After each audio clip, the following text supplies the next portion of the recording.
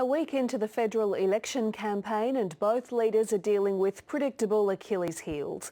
For Malcolm Turnbull, it's his wealth, and for Bill Shorten, it's Labor's refugee policy. From Brisbane, here's political reporter Eliza Borrello. Mr. Shorten, you've got a heart somewhere there. Extend your compassion to the refugees. It took just one protester to overshadow what had begun as a shiny pseudo-campaign launch.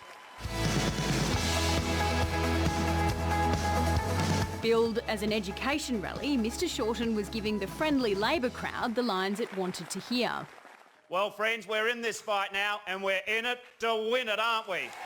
But just as the audience was getting revved up, this man emerged from the stands. The Labor Party would get a whole lot more votes.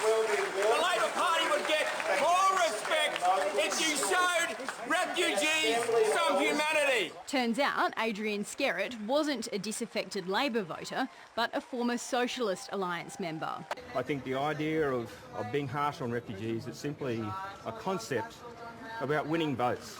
Mr. Skerritt probably made his way into the venue thanks to a Facebook invitation like this one. In previous campaigns, Labor's been more risk-averse.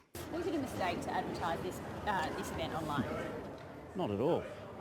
This is the difference between me and Mr. Turnbull.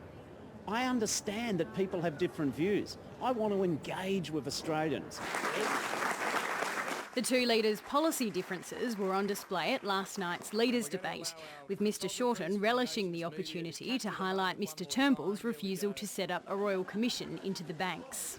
At Westpac's 199th birthday recently, I gave the banks the Westpac and the other bankers there a bit of a lecture on some important cultural changes they needed to make. I bet they just went home and changed their practices after a lecture from you.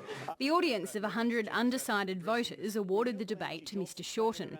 Labor's keen to paint Malcolm Turnbull as a rich man backing in the top end of town.